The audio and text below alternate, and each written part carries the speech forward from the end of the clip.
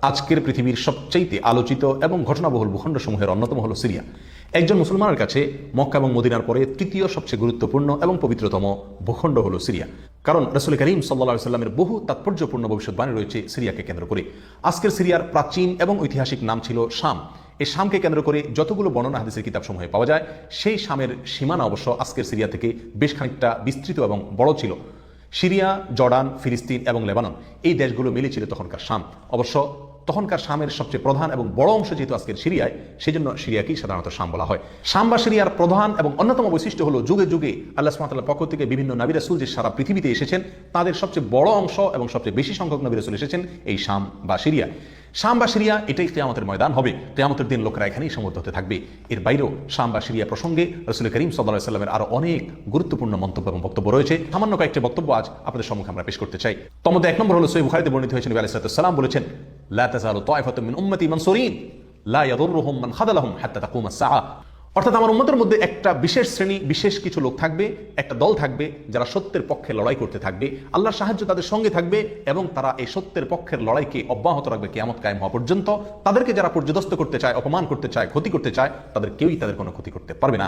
এই হাদিসে নবী আলাইহিস সালাম যে দলটির কথা বলেছেন, যারা সাহায্য প্রাপ্ত হবেন আল্লাহর পক্ষ থেকে এবং যারা অটল অবিচল থাকবেন সত্যের উপরে কিয়ামত পর্যন্ত, যাদেরকে কেউ অপদস্থ করতে পারবে না, সেই দলটি কারা এবং তাদের অবস্থান কোথায় হবে, এই প্রসঙ্গে সহিহ বুখারীতে নবী আলাইহিস সালামের একাধিক সাহাবায়ে কেরামের মন্তব্য রয়েছে, যারা বলেছেন যে এখানে যে দলটির কথা বলা হয়েছে তারা হলেন সিরিয়ায় অবস্থানকারী হবেন এবং এটা হবে কিয়ামতের ঠিক আগ মুহূর্তে।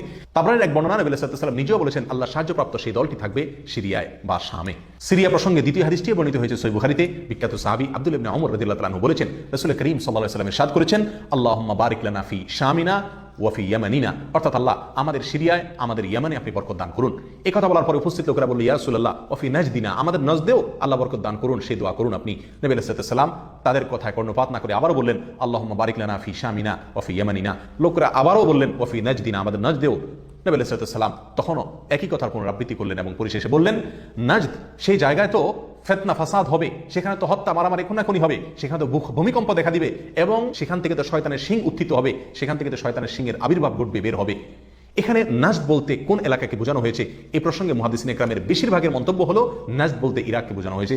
নাজদ বলা হয় উঁচু অঞ্চলকে, আরবের বিভিন্ন অঞ্চলকে নাজদ বলা হয়। হেজাজ এটাকেও নাজদ বলা হয়, যেটা সৌদি আরবের ভিতরে, আর ইরাককেও নাজদ বলা হয়। সহিহ বুখারীর বিশ্ববিখ্যাত ব্যাখ্যাতা আল্লামা কিরমানী রাহিমাহুল্লাহ এবং আল্লামা খাত্তাবী রাহিমাহুল্লাহ এবং আল্লামা ইবনে আব্দুল বার রাহিমাহুল্লাহ সহ অনেক বড় বড় মুহাদ্দিসিন ইকরাম এবং হাদিসবিদগণ মন্তব্য করেছেন যে হাদিসের শেষ অংশে নবী আলাইহিস সালাম যে নাজদ প্রসঙ্গে মন্তব্য করেছেন, সেখানে নাজদ বলতে ইরাককে বোঝানো হয়েছে। হাদিসের সবচেয়ে বড় সমাহার কানজুল উম্মালে আবু নাঈমে বর্ণিত নবী আলাইহিস সালামের এক হাদিসে পরিষ্কারভাবে নবী আলাইহিস সালাম নিজেই বলে দিয়েছেন এখানে নাজদ বলতে ইরাককে বোঝানো হয়েছে।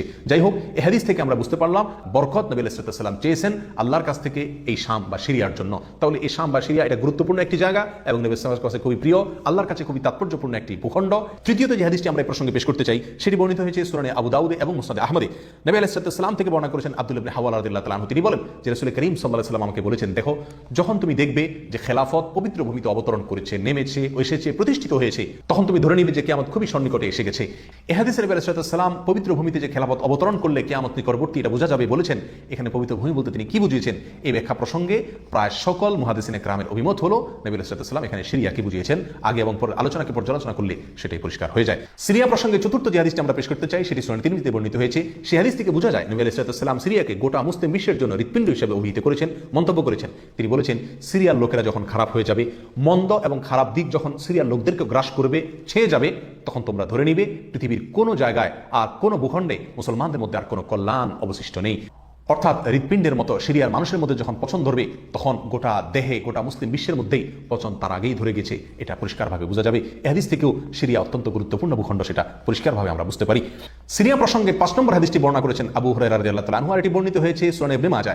নবী আলাইহিস সালাম বলেছেন, একটা সময় আসবে যখন গোটা বিশ্বে বড় বড় যুদ্ধ বিগ্রহ সংগঠিত হবে, বিশ্বজুড়ে যখন বড় বড় যুদ্ধ দেখা দিবে, তখন মাওয়ালিদের অর্থাৎ নওমুসলিমদের একটি দল আল্লাহর পক্ষে, সত্যের পক্ষে, আল্লাহর দ্বীনের জন্য লড়াই করতে থাকবে এবং তখনকার আধুনিক যত অস্ত্র শস্ত্র এগুলিতে তারা সজ্জিত থাকবেন এবং সত্যের পক্ষে লড়াই করতে থাকবেন।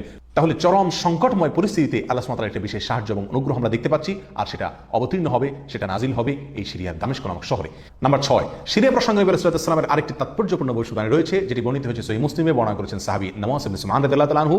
তিনি বলেছেন, নবী রাসূলুল্লাহ সাল্লাল্লাহু আলাইহি ওয়াসাল্লাম একবার দাজ্জাল প্রসঙ্গে দীর্ঘ এবং বিশদ আলোচনা করলেন। একটা পর্যায়ে এসে তিনি বললেন, কিয়ামতের পূর্বে আল্লাহর নবী ঈসা আলাইহিস সালাম যে আসমান থেকে অবতরণ করবেন পৃথিবীতে, তিনি অবতরণ করবেন মূলত সিরিয়ার দামেস্ক নামক শহরের, বর্তমান যে রাজধানী সে দামেস্ক শহরের পূর্ব অঞ্চলের একটি উঁচু এবং সাদা মিনারায় তিনি অবতরণ করে দুনিয়াতে আসবেন। এসে সারা পৃথিবী জুড়ে তাণ্ডব চালানো দাজ্জালের বিরুদ্ধে তিনি লড়াই করবেন এবং সিরিয়ার এই লুদ নামক জায়গায় তিনি দাজ্জালকে হত্যা করবেন। একজন মুসলমানের কাছে যে সিরিয়ার ভূখণ্ডটি অত্যন্ত তাৎপর্যপূর্ণ তা পরিষ্কারভাবে হাদিসের মাধ্যমে ফুটে ওঠে। নাম্বার 7, তিরমিজি বর্ণিত হাদিসে আসেন নবী আলাইহিস সালাম ইরশাদ করেছেন, কিয়ামতের পূর্বে ইয়ামানের হাজরামাউত নামক শহরে সেখানে আগ্নেয়ুৎপাত দেখা দিবে, আগ্নেয়গিরি দেখা দিবে এবং সেই আগুন মানুষকে ধাওয়া করতে থাকবে। সেই পরিস্থিতি আসলে কিয়ামতের ঠিক পূর্ব মুহূর্তে আমরা কি করব, এই প্রসঙ্গে সাহাবায়ে কেরাম নবী আলাইহিস সালামের কাছে দিক নির্দেশনা চাইলে তিনি বললেন, আলাইকুম বিশাম, তোমরা শাম বা সিরিয়া গিয়ে আশ্রয় নিবে। অন্য এক হাদিসে আসেন নবী আলাইহিস সালাম বলেছেন, একটা সময় আসবে যখন তিনটা জায়গায় একসঙ্গে যুদ্ধ চলবে, সিরিয়ায় এবং ইয়ামানে এবং ইরাকে।